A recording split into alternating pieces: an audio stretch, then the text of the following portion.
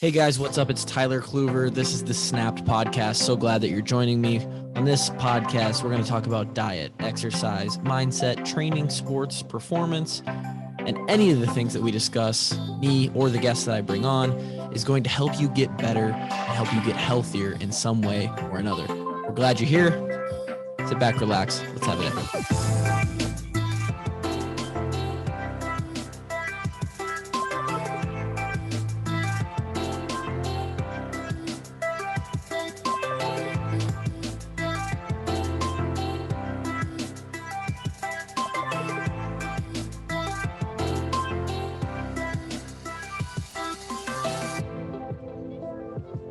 Dude, right as I start this podcast, I get the reminder on my phone. Anybody else set reminders on their phone for like long-term stuff, right? I get the reminder on my phone that I have estimated taxes due this month. That's the worst. I work for myself, so taxes are not taken out of, I don't even get a paycheck. I don't get paychecks. I sign, if anyone out there listens that has been a client, obviously you know that we just sort of we close the deal. And then you just pay me through whatever avenue is easiest for you out of several options. And that is like my paycheck, right? And I get, every 3 months I have clients that re-up, or every 6 months I have clients that re-up. So all this sits in a schedule, but there is no like every 2 weeks I get a check, right?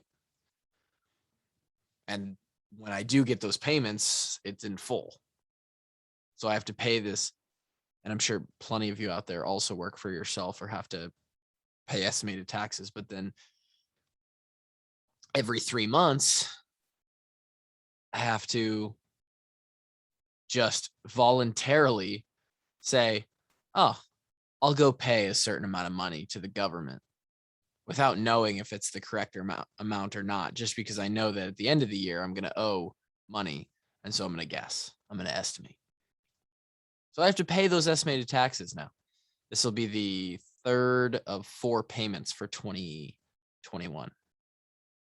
And luckily I'm not like a millionaire, so it's not a lot of money, but actually, you know what? I'd rather be a millionaire because it's all relative. Someday, when the walk-ons really takes off. Oh, I'm yawning. So respectful. Clearly I'm alive. Thank you guys for joining me. Today is going to be the recap of the damn To DSM 20K run. Definitely wasn't a race for me. It's hardly a run at sometimes. It's more of a trudge. What I would call it. I survived the race. I ran 20,000 meters from the Saylorville Lake in, I don't know if it's, I'm not sure what the lake's address would be. I think it's Polk City, just west of, kind of southwest of Ankeny. Not even south, really. It's just west of Ankeny. And then that runs down basically straight south to I-80. You cross I-80.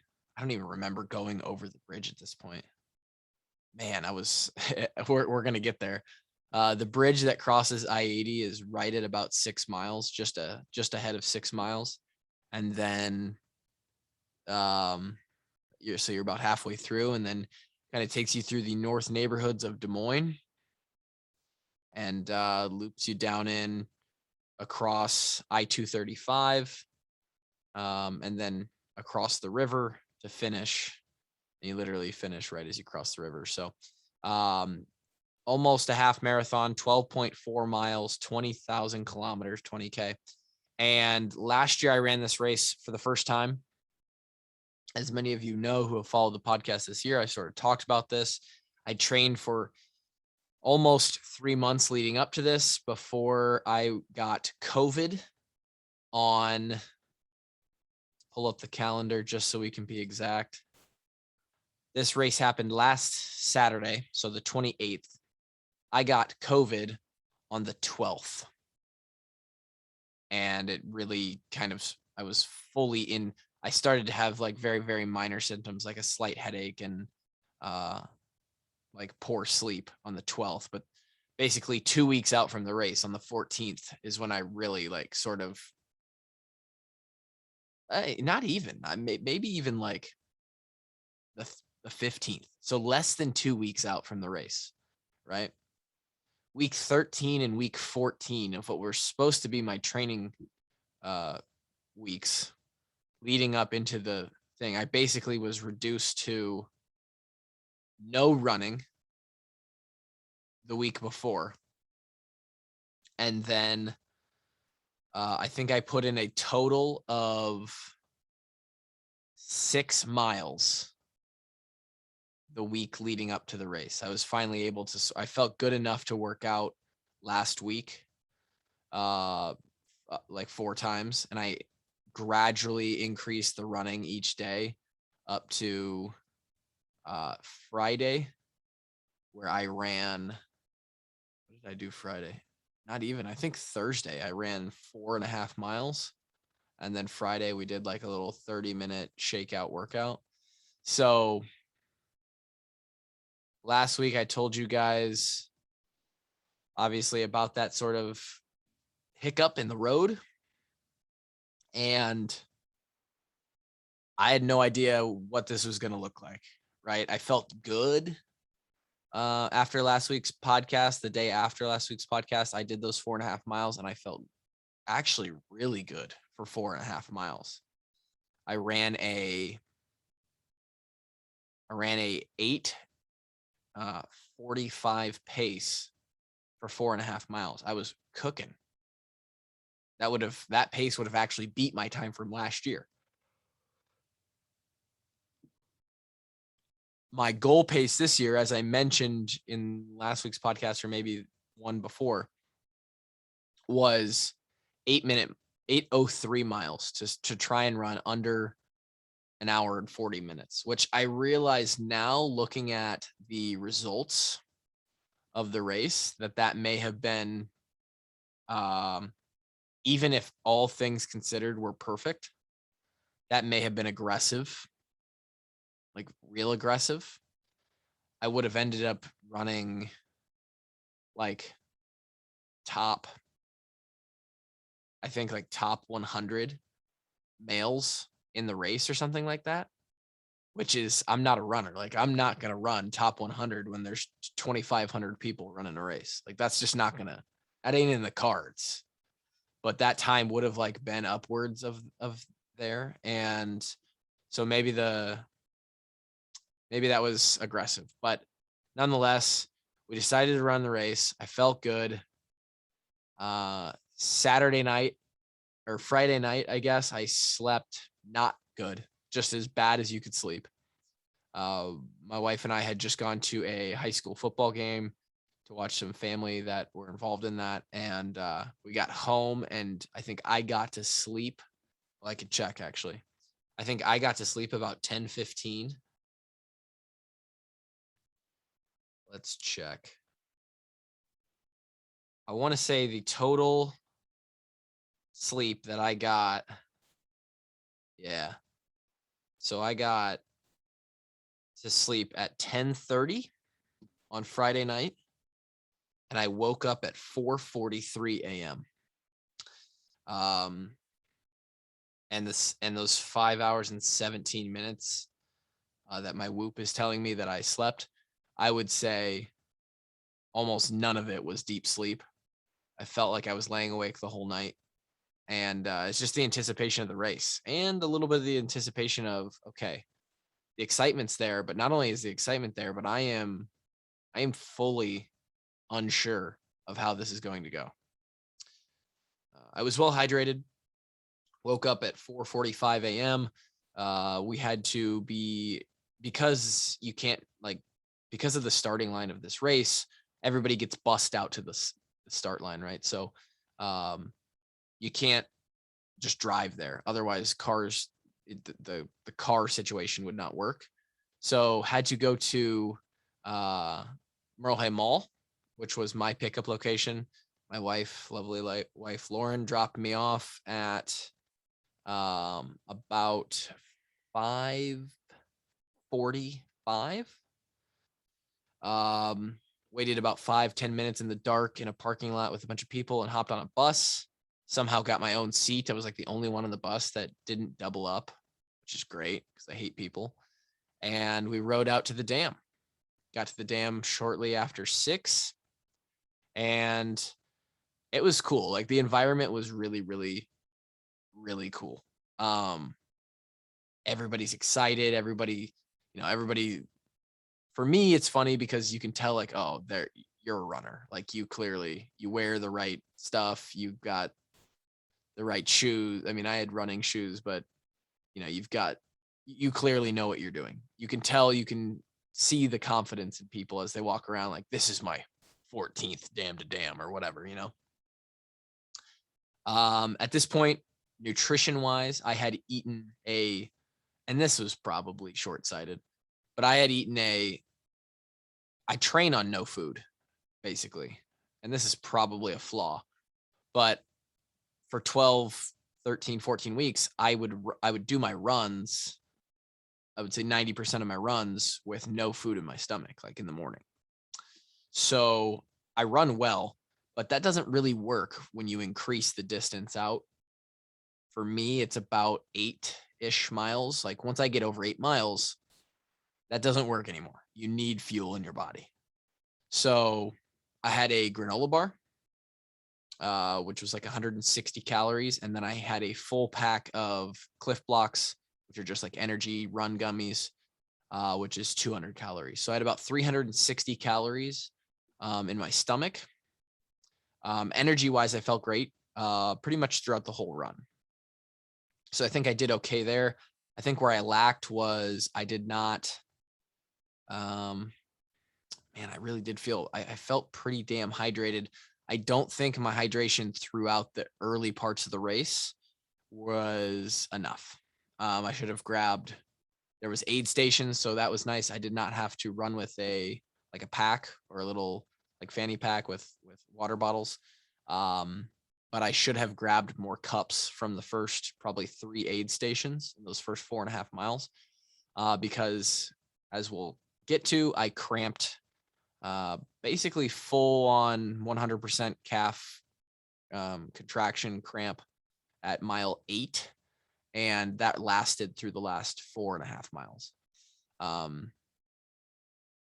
But yeah, the start line was incredible. There was like a national anthem, like a rock style national anthem on an electric guitar. The sun is just starting to rise. You're up on this dam. It's beautiful. You can see the lake.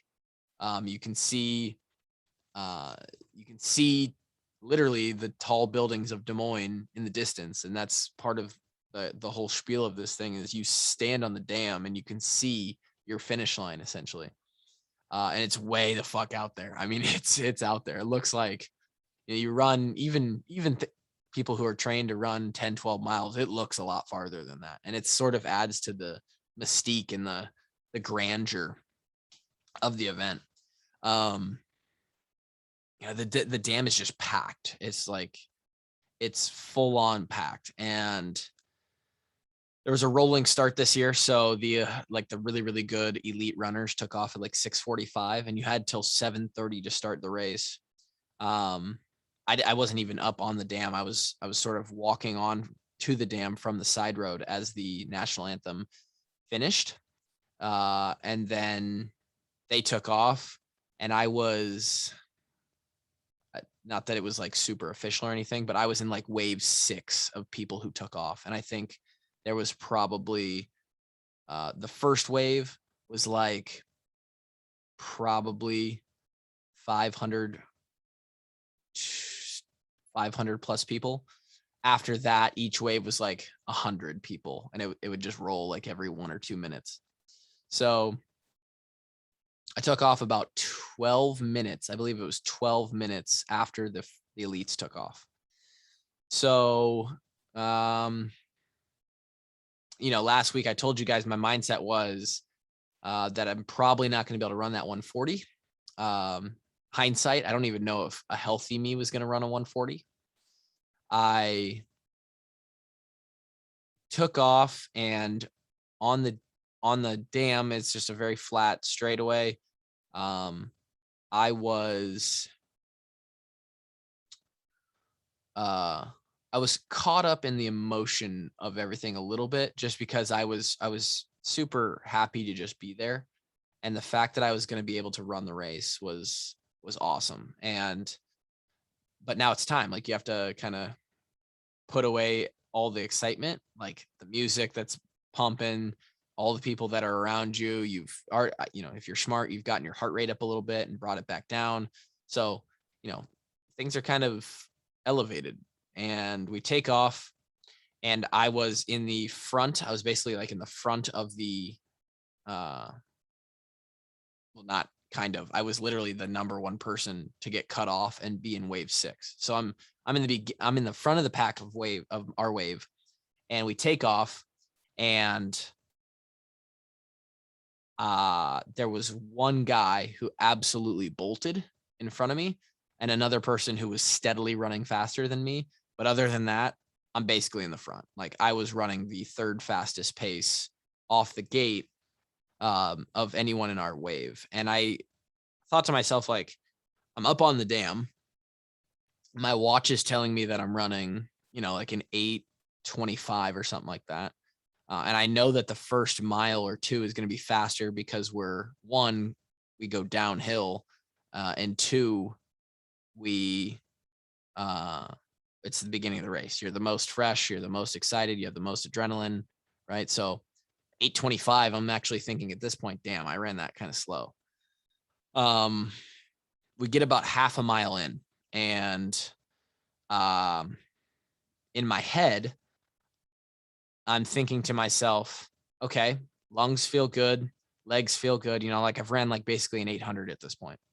And I think to myself, all right, I'm 20 seconds off this 8:03 pace that I need to run if I'm going to run 140. And I'm no bitch. So at this point, I feel good.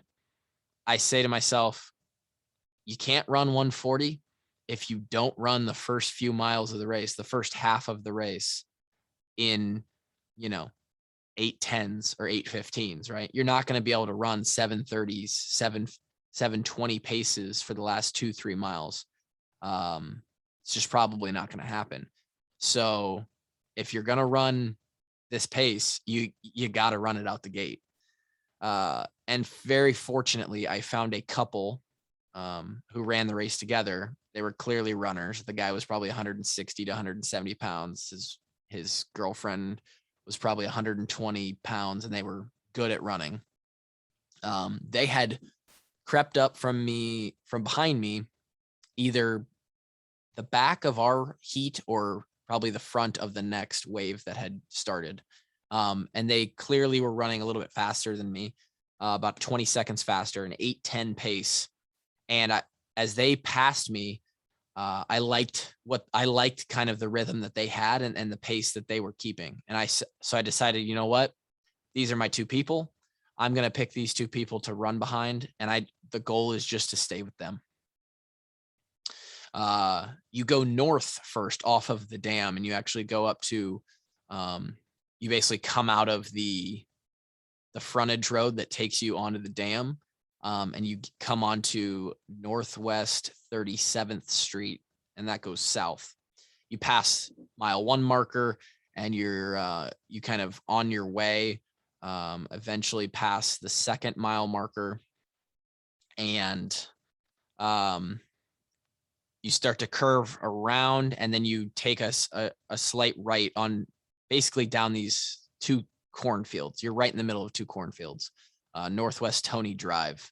And it's beautiful. It's like, it's Iowa. It's called the Valley, part of the race. And at the end of this road, you're basically, you pass 3 miles right at the end of this road. And then you start to come out of like the real country, and there's a little bit of civilization, and you take a You take a left onto Northwest 66th Ave as you pass that 3 mile mark. And the fan zone is at the next corner where you're traveling east on Northwest 66th for, I don't know, maybe a half mile, and then you turn right south again onto the road that eventually crosses over I-80.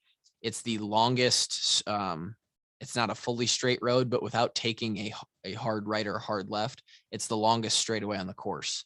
It's probably close to 3 miles itself.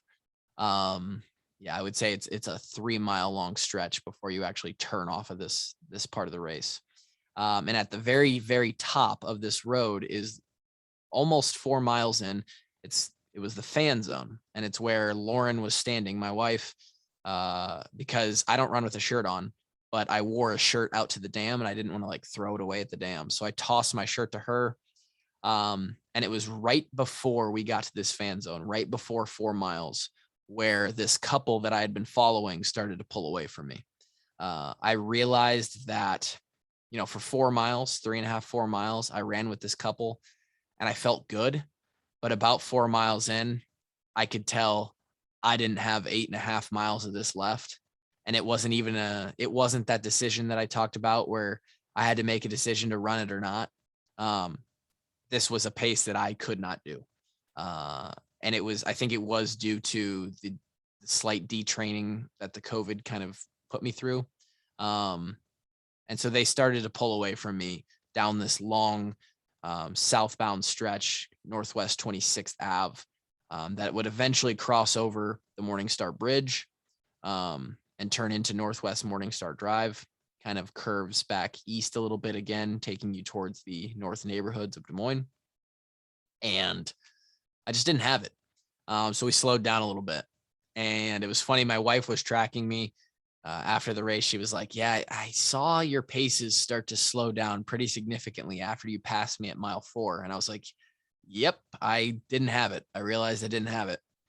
So at this point, it's tough because now I don't know what my goal is. I don't know why am I running this race? At this point, it's just for completion, but I'm the kind of person who's like, well, like I ran this race last year. Like I completed it last year. I've done it. Right. So it's not the allure and the coolness of completing this race isn't something that is really going to drive me through this. Now, what I was listening to in my earbuds was David Goggins' first ever appearance on Joe Rogan, when he talks about sort of running 100 miles on no training and then doing a marathon like a month later after almost dying during that first 100 miles, all while he's 225 pounds. And then a month after that marathon running 130 miles. So it's about the best motivation you could have. And I heavily leaned on David Goggins and the motivation of that episode throughout this race. So I knew I didn't have it at 4 miles. And when I'll tell you this, mentally, it was the most grindy part of the race, because as I basically gave up that I wasn't going to run 8:03, I didn't really in my mind have a goal, right? Like at this point, I guess the next goal for me, which I kind of realized maybe 2 or 3 miles later, was, okay, well, maybe we'll try and run faster than we did last year. But I didn't even really remember what that time was. And it was like 1:53 something. So miles 4 to 6,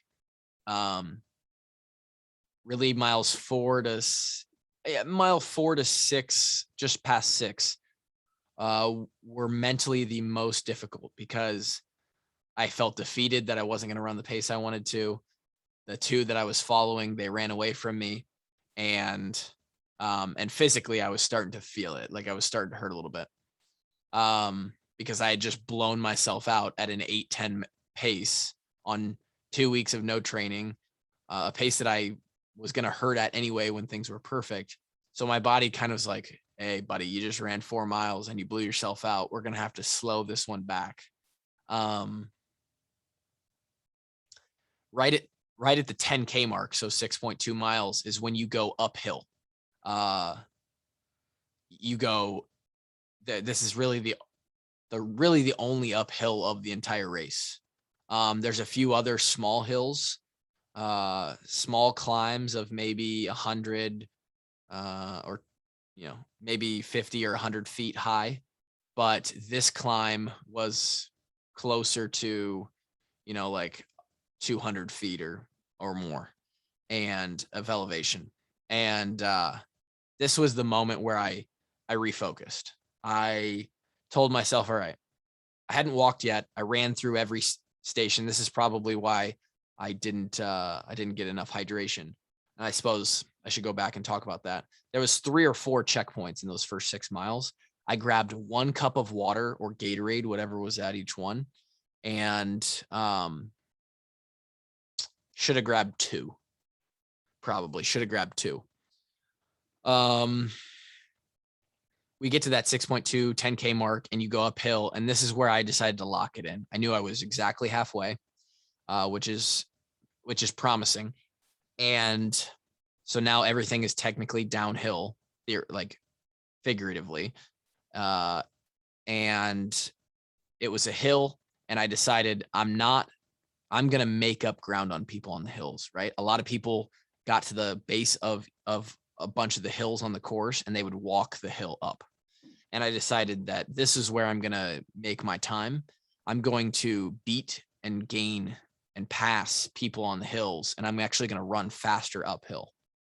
And I did that. And because I did that at that first large incline, it actually kind of reinvigorated me.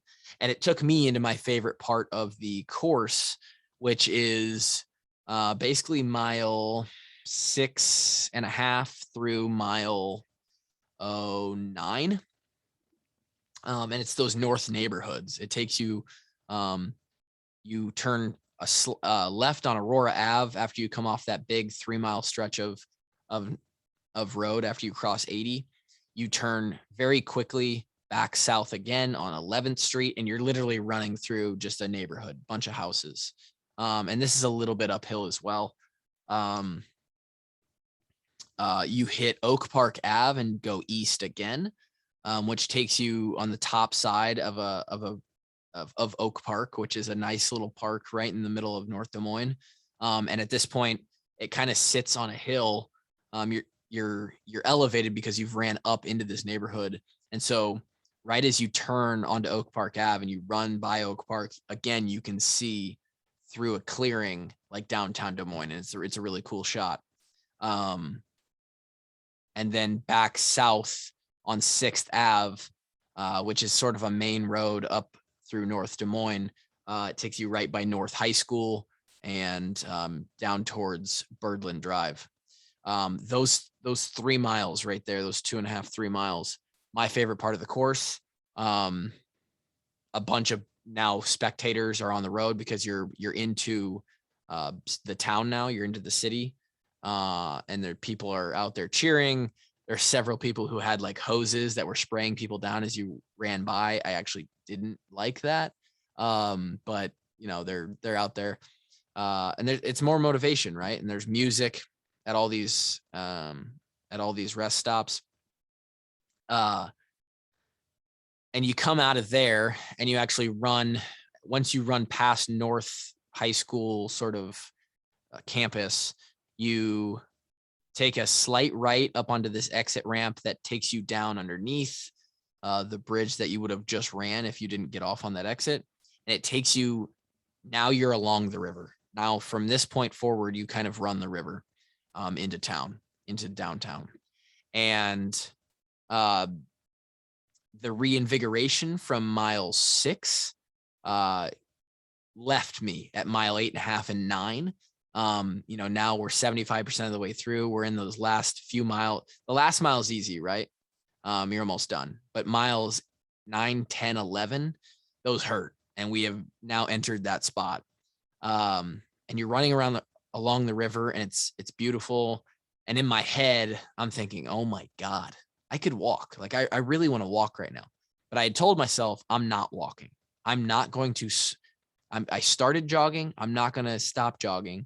And this is right about where I started to feel the beginning of my calves and my quads starting to cramp. It wasn't bad. You run along the river and then you run south a little bit, and you kind of by Marina Hill, and then you find Union Park, and Union Park has just a pure circle street, that a road that runs around it. And this year it was part of the course, and it's right at 10 miles as you cross into that park. And there was a aid station right at the crossing of that circle. So you enter and you come out on opposite sides of the aid station, and then you continue forward. It was at this point where my calves are full on cramping. The park is a hill. Basically, you run uphill as you enter the park. It then takes you downhill, and then you run back uphill to come out of the park. And at the aid station going into the park, I dumped a cup of water over my head, and it knocked my contact out of my right eye. So now I'm running with one contact, which, as those of you know who run or who have contacts, sometimes that can cause headaches with two different visions. Water and sweat are pouring into my eyes, and I'm full on calf cramping, and I'm running like 9.5, minute miles at this point, which still isn't bad. I'm trying to push the hills. I'm still trudging up the hills and passing people on the hills and trying to go faster on the hills. And I finally get out of that park and run down the bike trail that follows the river south at this point. At this point, you're 10.5 miles in. You got 2 miles left, right? 20 minutes, less than 20 minutes left in the race. And I am hurting. And those 20 minutes can only be described as just getting through it, right? Like, you just have to make the decision to put one foot in front of the other and keep taking a step and another step and another step. Everything hurts, but it's going to be over, and you just have to finish, right? There was a guy who I kind of picked up and sort of ran next to during this time, who was walking and then running. And it was a really good example sort of just racing somebody in general, or how effort works. I ran up on him as he was walking, and I passed him, but then maybe 10 or 15 seconds later, he sprinted by me. He was running paces that were faster than me when he was running. The problem is he would run for a minute or 90 seconds or so, and then he would stop and walk for 30 seconds. And so I caught up to him again as he slowed down and started walking.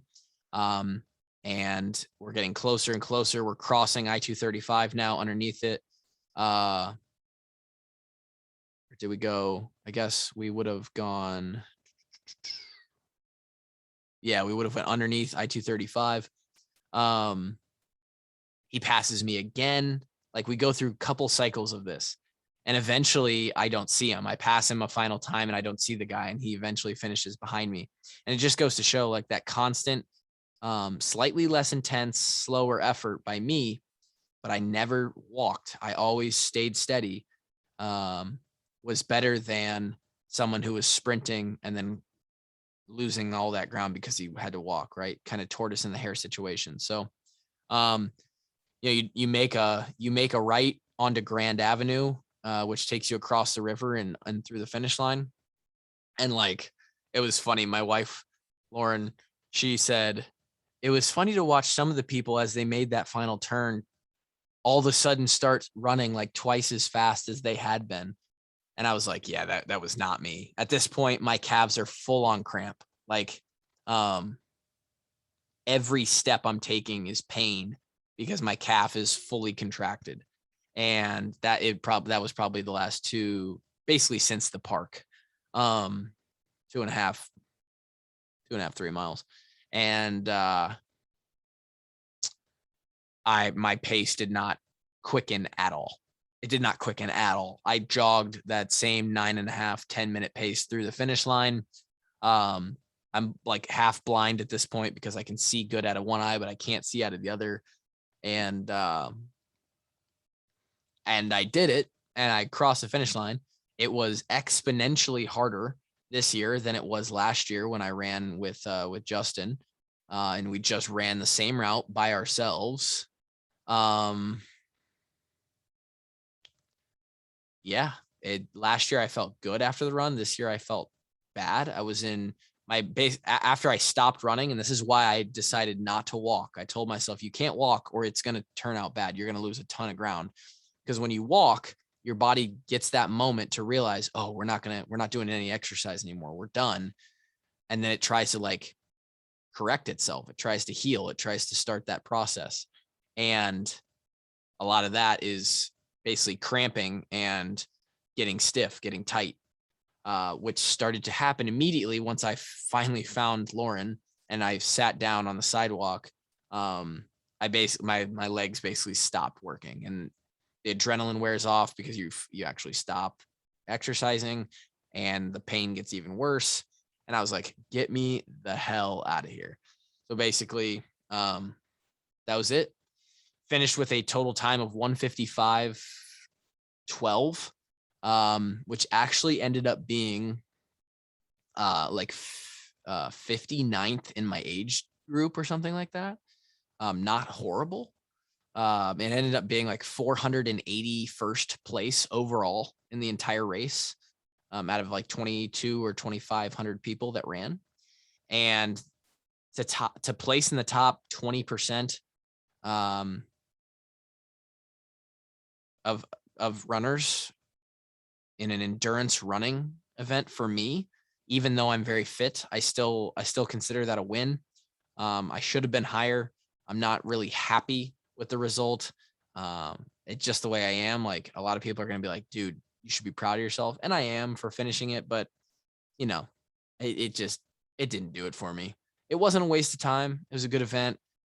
And for me, something like this, I look at the most value that came from it being in that I got, basically 2 hours to push myself mentally. There's not very often are you working out for 2 straight hours, right? And it was a mental battle. And when you go through something like that, and this was part of my post on Instagram, when you go through something like that, it hardens you, right? You become more adaptable. You become more mentally tough. You become more physically tough. And you have to do things like that if you're going to be a badass, if you're going to be the alpha in life, right? If you're somebody that takes life by the horns, you grab life by the balls, and you go and you succeed and you do, and you're active and you take action on things, like, you have to do things like this physically that will test you, like this mentally that will test you. And so that's where I really see the value in doing this race. Who knows what my endurance running competitive future looks like. I don't necessarily know if I care to do any more races like this. Maybe every once in a while I'll run this damn To DSM because it is a cool just event. My mind is maybe turning towards triathlon if I'm going to do something like this, like an endurance event, and we'll see where that goes. I've literally no details or thoughts other than maybe that's what I want to do next, or maybe look into. Some statistics on the day. I ran that race. I burned 2,200 calories during the race.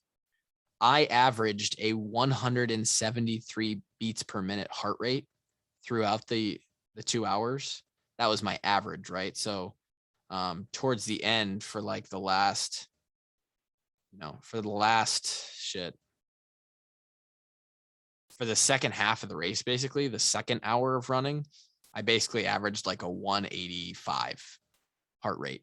I averaged a 185 heart rate, which is like most people's max heart rate.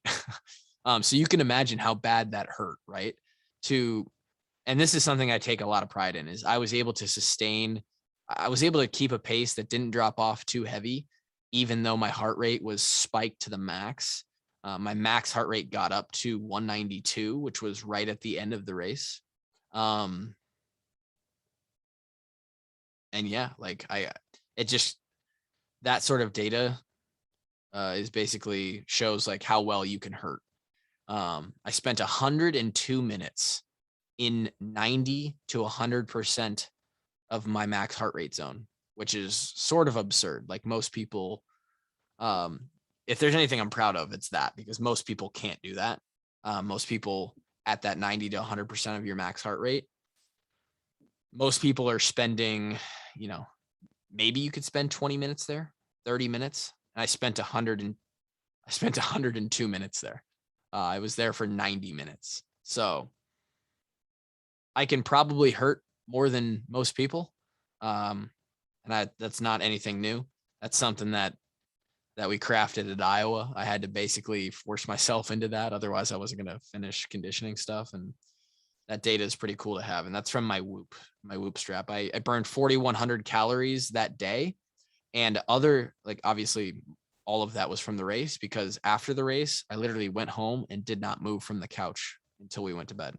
So we got it done. We survived.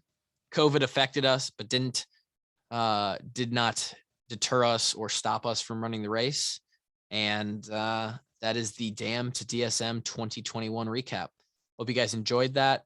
It was super nerdy and in depth and sort of mile by mile, but some people like that stuff. Hopefully it wasn't too long and boring that others stopped listening to sort of hear those tidbits about mental toughness and sort of how I had to grind through stuff. But that is how she went. And hopefully you enjoyed the recap. We'll be back next week, and who knows where we'll go from here. Talk to you then. Peace.